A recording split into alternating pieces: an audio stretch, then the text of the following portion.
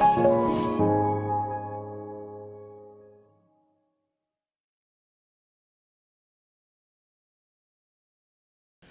बात करेंगे क्यों नहीं हो पाते हैं सफल कुछ लोग, क्यों हो जाते हैं बहुत ज्यादा सफल कुछ लोग, क्यों निकल जाते हैं दुनिया में कुछ लोग बहुत ज्यादा ऊपर, और क्यों कुछ लोग अपने आप को संभाल भी नहीं पाते हैं, वो गिरते रहते हैं ठोकरें खा के फिर वापस गिर जाते हैं, है ना। क्यों वो डामाडोल रहते हैं और कुछ लोग क्यों अच्छा कर जाते हैं। यहाँ पर थोड़ा सा हम इसकी बात कर लेते हैं, फर्क क्या होता है और कुछ लोग क्या होता है। देखिए आपको बताऊं, काफी सारे लोग हैं जो कभी छोड़ते नहीं उसको, जिस चीज को पकड़ लिया छोड़ते नहीं, लगे ही रहते हैं, करना है मुझे, हार मानते ही नहीं है लोग, उनको हराना चाहते हैं, हार मानते नहीं है लोग, उनको रोकना चाहते हैं, रुकते ही नहीं है लोग, उनको कुछ भी ताने मारते हैं, ये करते हैं, रुकते ही नहीं है। और कुछ लोग होते हैं जो थोड़ा सा हल्का सा आया, कुछ मैंने कल बात की थी, हल्का सा आया तूफान, रुक जाते हैं। अब अक्सर देखो इंसान क्या गलती करता है, बहुत बार होता है, बहुत सारे लोगों को पता नहीं चलता होगा चाहिए उनको। अक्सर क्या होता है, हम लोग उस समय हार मान जाते हैं जब जीतने वाले होते हैं।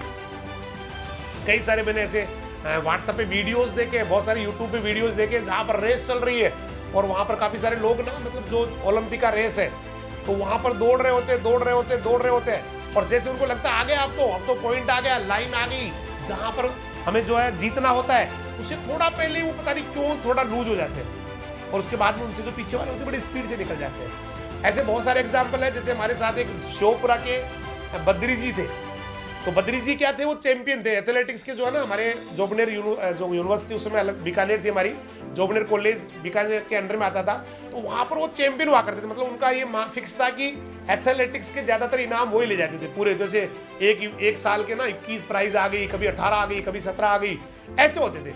अब मैंने कई बार सोचा यार क्या इनके अंदर ऐसा खास है कि इतनी बड़ी कॉलेज है, इतने सारे स्टूडेंट्स हैं, एमएससी के भी है, पीएचडी के भी है, बीएससी के भी है, और एक बीएससी के स्टूडेंट जो हमारे जस्ट सीनियर थे, वो कैसे जीत रहे, क्या हो रहा है, ऐसा क्या कर रहे हैं वो।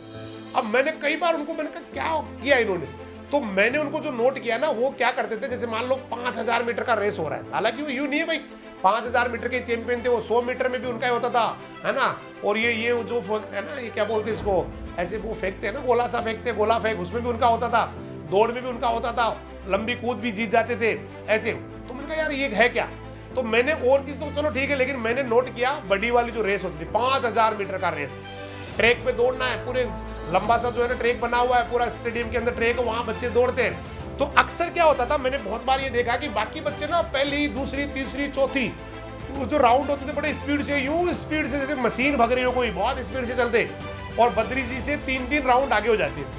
हम सोचते थे, मैंने कहा बद्री जी अब की बार गए आप बॉस, आप, मैंने कहा अब की बार गए, अब की बार आपका ये इनाम पक्का नहीं है, अब की बार आप हार गए, आप तो 2 राउंड पीछे चल रहे हैं, बाकी बच्चे तो आपसे 3 राउंड 2 राउंड आगे चल रहे हैं, आप तो जीत ही नहीं सकते, आप तो फालतू में भग रहे हैं। मैंने कहा आ जाओ बाहर, है ना। कई सारे बाहर भी आ जाते थे, खूब सारे, तो लास्ट में कुछ ही लोग होते थे जो पूरा कर पाते थे, 10 राउंड कर पाते थे, 10 जो होते थे पूरे, तो ये 2, 4, 5। लेकिन ताज्जुब करेंगे आप, जब वो उनके जैसे 7 या 8 राउंड हो चुके होते थे और लास्ट के जब 2 राउंड, ज्यादातर तो वैसे ही क्विट कर जाते थे, क्योंकि अक्सर ज्यादातर लोग जो है ना वो जल्दीबाजी बहुत करते हैं, चलो दौड़ लेते हैं, मेंटली प्रिपेयर नहीं होते, चलो दौड़ लेते हैं। जबकि मैंने एक बार आपको कहा था, किसी भी काम के लिए अगर आप मेंटली प्रिपेयर नहीं है, दिमाग आपका तैयार नहीं है, कभी भी नहीं कर पाएंगे उसको। कभी दिमाग, काम शरीर का है लेकिन तैयारी दिमाग की होनी चाहिए भैया, सुन लेना इस लाइन को, काम शरीर का है, दिमाग की तैयारी दिमाग की होती है। दिमाग अगर तैयार नहीं उस काम के लिए, हार जाएंगे आप। हारता भी यहाँ से आदमी, उसको यहाँ से होते हैं एहसास मैं हार गया हूँ, यहाँ से होते हैं मैं हताश हो गया हूँ, यहाँ से होते हैं मैं निराश हो गया हूँ, यहाँ से फीलिंग्स आती है मुझे ये कर लेना चाहिए, मुझे नहीं रहना चाहिए इस दुनिया में, ऐसी ऐसी फीलिंग्स यहाँ से आती है। तो यहाँ होता है सारा खेल। और यहाँ से बहुत सारे लोग होते हैं जो हार जाते हैं, थक जाते हैं, लेकिन ये माइंड उनका एक्सेप्ट नहीं करता मैं हार गया, तो नहीं हारते। तो बद्री जी की भी ऐसी कहानी थी, वो लास्ट के जो 2 या 3 राउंड होते थे, बाकी लोग शुरू में स्पीड से दौड़ते थे, बाद में वो बिल्कुल लूज हो जाते हैं, धीरे धीरे चलते हैं, बाहर निकल जाते हैं, गिर जाते हैं, बेहोश हो जाते हैं, ऐसे हो जाती।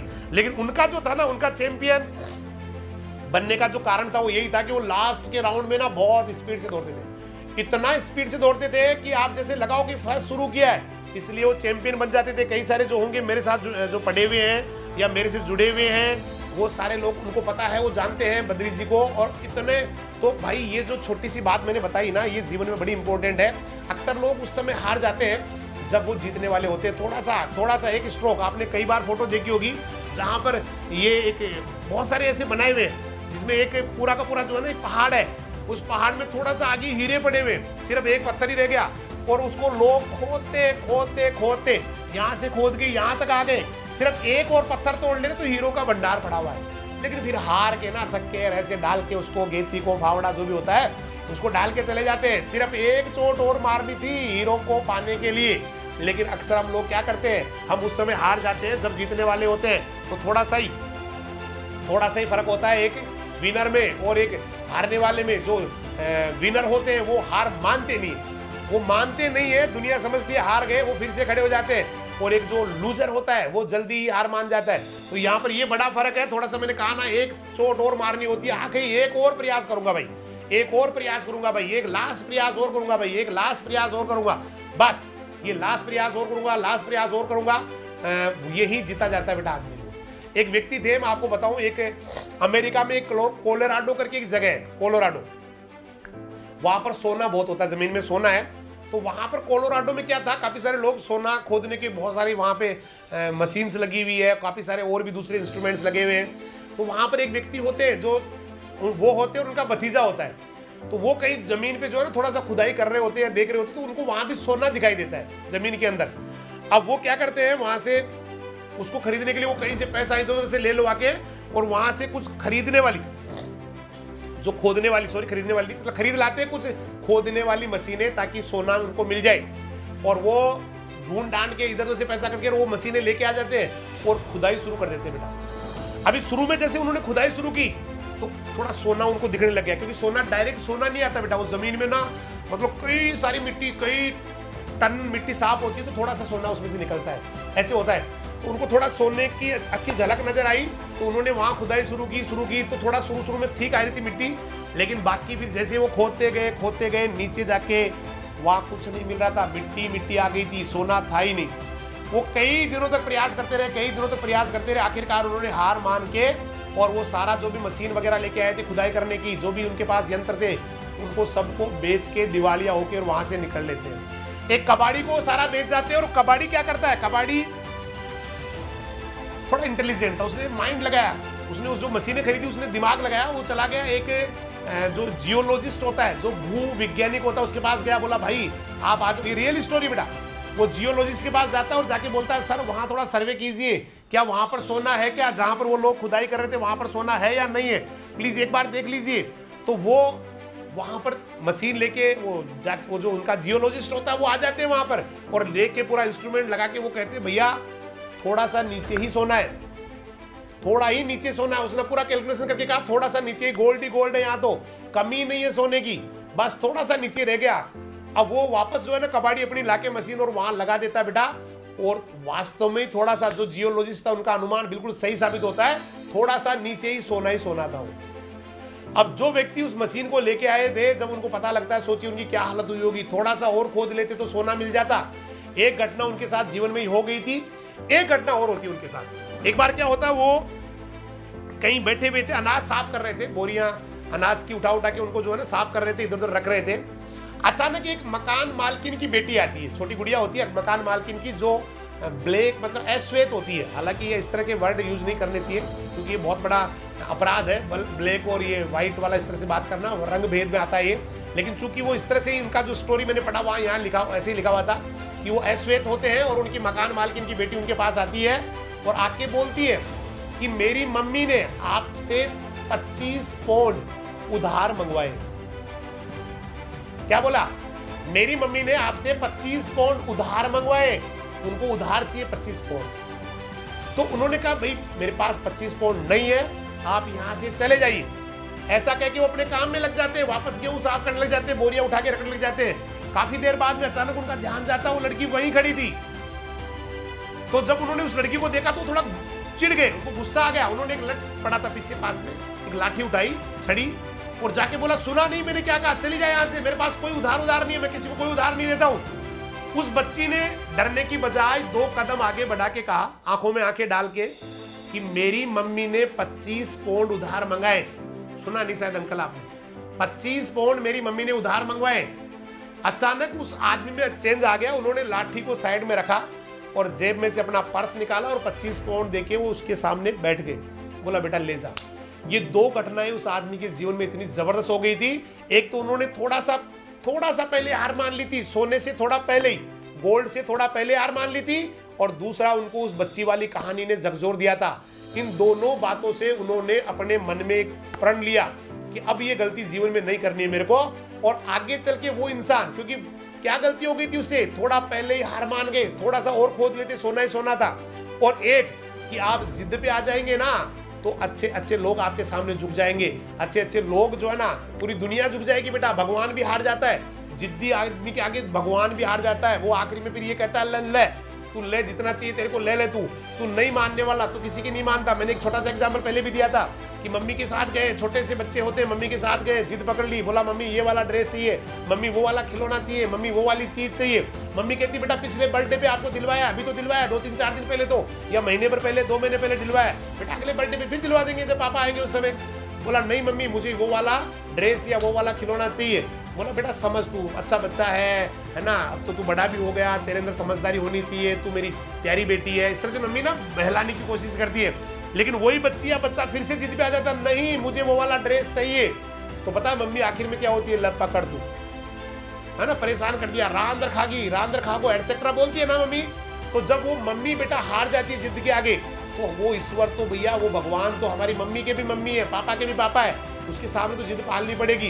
तो ये दोनों घटनाएं उस व्यक्ति के जीवन में ऐसी हुई कि आगे चल के उसने बीमा बेचने का काम शुरू किया, इंश्योरेंस बेचने का, जैसे LIC करते हैं, इस तरह से इंश्योरेंस का काम शुरू किया, और वो थोड़े ही दिनों में बन गया था दुनिया का सबसे बड़ा इंश्योरेंस सेलर, दुनिया का सबसे बड़ा इंश्योरेंस सेलर। क्योंकि उसने 2 बातें सीखी थी, एक तो कभी भी मैं हार नहीं मानूंगा क्योंकि थोड़ा सा आगे ही जीत है उसके, और दूसरा हट जिद।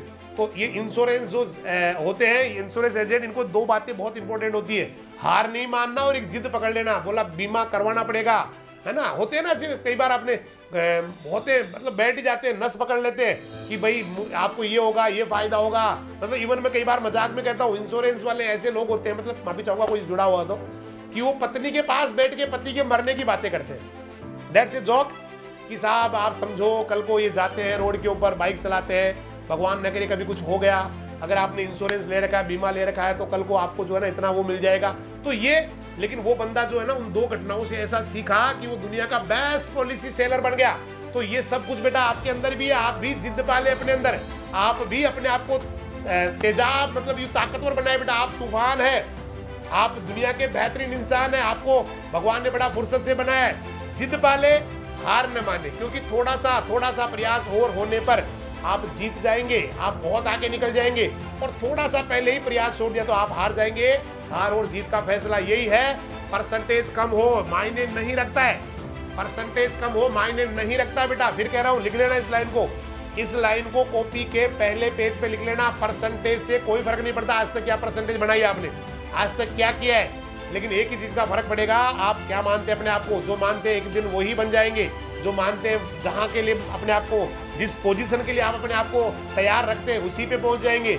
हर चीज आपके अंदर है, कोशिश करने वाले बेटा कभी नहीं हारते। लोग अक्सर तब हार जाते हैं जब वो कोशिश ही नहीं करते, केवल उनको लगता है ये काम बड़ा मुश्किल है, हवा होता है, ये नहीं हो सकता, वो नहीं हो सकता। लेकिन जिस दिन आदमी ठान लेता है ना बेटा, जिस दिन आदमी दिमाग में बिठा लेता है, उसी दिन वो जीत जाता है। सब कुछ आपके अंदर है, हार नहीं मानना है, आखिरी दम तक संघर्ष करना है। चाहे आप किसी की भी तैयारी कर रहे हैं, ZICR, BHU, नीट, प्री-PG, किसी का भी कर रहे हैं बेटा, लास्ट पॉइंट तक हार नहीं माननी है। आखिरी क्षण एक क्वेश्चन तो और करूंगा मैं, 49 मेरे हो गए, 51 मेरे हो गए, 120 हो गए या 190 हो गए, लेकिन एक क्वेश्चन पे और दिमाग पे जोर लगाऊंगा और करके आऊंगा। या ये चैप्टर मैंने 4 बार पढ़ लिए, एक बार फिर से पढ़ूंगा इसको, है ना। तो ये चीज आपके अंदर बहुत ही मतलब जरूरी चीज है बेटा, तभी आप कुछ अच्छा कर पाओगे, आगे बढ़ पाओगे। और बढ़ना तो आपको पड़ेगा, क्योंकि आप गाजर मूली नहीं है बेटा, गाजर मूली। कई बार कुछ लोग कहते हैं बेटा सर हम तो बड़े हैं, मैं देखिए जिनसे बात कर रहा हूँ ना उनको अपने बच्चों जैसा ही मानता हूँ, और मुझे अच्छा नहीं लगता, मैं ये मेरा जो है ना, आप उसको चाहे कैसे भी ले ले। कई सारे मैंने कमेंट पढ़ा था, वहाँ लिखा सर बेटा कुछ ज़्यादा बोलते हैं आप। मैंने कहा भाई ये मेरा जो है ना है, ये मेरा नेचर है, मुझे तो सभी बच्चे नजर आते हैं। मैं जैसे कोई मोटिवेशनल प्रोग्राम होता है, वहाँ बूढ़े लोग भी आते हैं कई बार, तो उनको भी बेटा ही बोल रहा हूँ, तो वो भी उनको भी लगता हो क्या बोल रहे हैं। लेकिन देखिए जो स्पीकर होता है उसके सुनने वाले सारे उनके लिए एक बच्चे के समान होते हैं बेटा। चाहे कोई भी हो, चाहे उसकी उम्र मायने नहीं रखती है। आप किसी से सीख रहे हैं, सुन रहे हैं ना, तो he is honourable for you. मेरे लिए भी जो जिनसे मैं सीखता हूँ उनके लिए बड़ा मेरे मन में सम्मान होता है, चाहे वो छोटे हैं मेरे से बड़े हो, फर्क नहीं पड़ता इस बात का। इसलिए और ज़्यादातर स्टूडेंट्स, इसलिए मैं बेटा बार बार बोलता हूँ। कई बार किसी को लगता होगा कि सर बहुत ज़्यादा बार यूज करते हैं उसका, लेकिन ये मुझे अच्छा नहीं लगता बेटा ऐसे सीधा यूँ बोलते रहे, क्योंकि आपको मैं कह रहा हूँ ना, ज़्यादातर स्टूडेंट्स के हिसाब से बात कर रहा हूँ, ज़्यादातर अच्छे लोगों के हिसाब से बात कर रहा हूँ। तो आप सब कुछ आपके अंदर है, केवल और केवल आपको हार नहीं मानने की प्रवृत्ति विकसित करनी है, जिद पकड़ लेनी है, जिंदगी में आगे बढ़ने के बारे में सोचते रहना है। मैं फिर कह रहा हूँ, गाजर मूली नहीं आप जहाँ चाहे काट के रख दिया, जहाँ चाहे डाल दिया, जिस डस्टबिन में डाल दिया उसी में पड़ी रह गई।